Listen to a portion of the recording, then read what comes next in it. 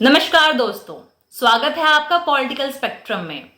आज की इस वीडियो में हम 5 बड़ी खबरों पर नजर डालेंगे जो भारतीय राजनीति में हलचल मचा रही है, जिनमें शामिल है जम्मू कश्मीर विधानसभा का ऐतिहासिक प्रस्ताव, शरद पवार का राजनीति में संन्यास पर बड़ा बयान, राहुल गांधी का मोदी पर नया दृष्टिकोण, पवन कल्याण का सनातन धर्म बचाओ में उठाया गया कदम और आसाम के मुख्यमंत्री हेमंत बिस्वा शर्मा का इंडिया गठबंधन पर पलटवार। इन सब पर करेंगे गहराई से चर्चा। तो चलिए शुरुआत करते हैं। सबसे पहले बात करते हैं जम्मू कश्मीर विधानसभा की, जहां बुधवार को एक बड़े घटनाक्रम में आर्टिकल 370 की बहाली के लिए प्रस्ताव पारित किया गया। इस प्रस्ताव में केंद्र सरकार से अनुरोध किया गया कि वह जम्मू कश्मीर में निर्वाचन प्रतिनिधित्व के साथ संवाद शुरू करे, ताकि इन प्रावधानों को फिर से लागू करने के लिए संवैधानिक प्रक्रिया तैयार की जा सके। इस पर बीजेपी के सदस्य ने जमकर विरोध किया, लेकिन विधानसभा में प्रस्ताव पारित कर दिया गया। अब चलते हैं महाराष्ट्र की राजनीति की ओर, जहां एनसीपी प्रमुख शरद पवार ने संन्यास को लेकर बड़ा बयान दिया। राष्ट्रीय चुनाव के बीच शरद पवार ने कहा कि उन्होंने 14 बार चुनाव लड़े हैं। अब समय है कि जिम्मेदारी नई पीढ़ी को सौंप दिया जाए। बारामती में अपने पोते योगेंद्र पवार के समर्थन में प्रचार के दौरान पवार ने कहा कि राज्यसभा का कार्यकाल पूरा करने के बाद वह संन्यास पर विचार करेंगे। अब सवाल ये कि पवार का यह निर्णय महाराष्ट्र की राजनीति में नई दिशा की ओर संकेत है।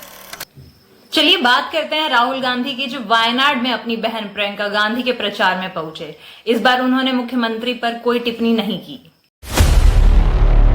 राहुल गांधी ने वायनाड की एक रैली में पीएम मोदी को बोरिंग बताते हुए कहा कि वह अब मोदी पे बात नहीं करना चाहते हैं। उन्होंने कहा कि यहाँ मैं एक पारिवारिक संदेश देना चाहता हूँ। प्रियंका ने पहले ही मोदी का जिक्र कर लिया है और अब उन्हें दोबारा जिक्र करने की जरूरत नहीं है। इस दौरान प्रियंका गांधी ने प्रधानमंत्री मोदी पर बड़े व्यापारिक घरानों को तरजीह देने का आरोप लगाया। अब सवाल ये है कि क्या राहुल गांधी का यह बदला दृष्टिकोण उनकी नई चुनावी रणनीति का हिस्सा तो नहीं।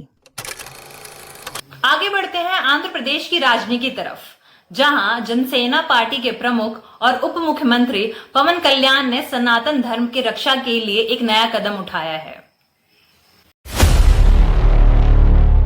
पवन कल्याण ने नरसिंहा वाराही ब्रिगेड के नाम से अपनी पार्टी में एक विशेष विंग की स्थापना की।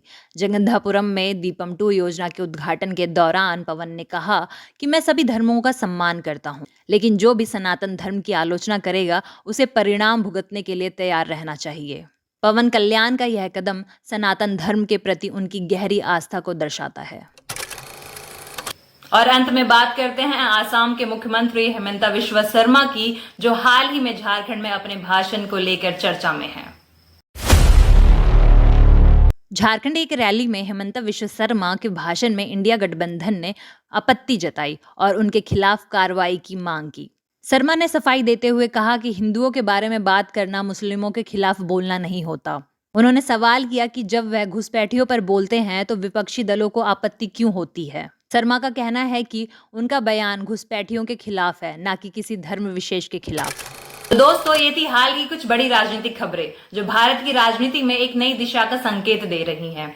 जम्मू कश्मीर में आर्टिकल 370 की बहाली की मांग हो, शरद पवार का राजनीति में संन्यास का इशारा, पवन कल्याण का सनातन धर्म की रक्षा में कदम, या फिर हेमंत बिस्वा शर्मा का इंडिया गठबंधन पर तीखा पलटवार, क्या ये सभी घटनाएं भारत की राजनीति को एक नया मोड़ देने वाली है? आखिर क्या ये बदलाव सिर्फ खबर तक सीमित रहेगा या ये देश के आगामी चुनाव पर गहरा असर डालेगा? आपकी क्या है राय? क्या इन घटनाओं से जनता का नजरिया बदल सकता है? हमें अपने विचार कमेंट में जरूर बताएं। अगर आप राजनीति की हर अहम खबर से जुड़े रहना चाहते हैं तो हमारे चैनल पॉलिटिकल स्पेक्ट्रम को जरूर सब्सक्राइब करें, ताकि हम आपको इस तरह के नई और ताजा तरीन खबरों से अपडेट कराते रहें। मिलते हैं अगले वीडियो में।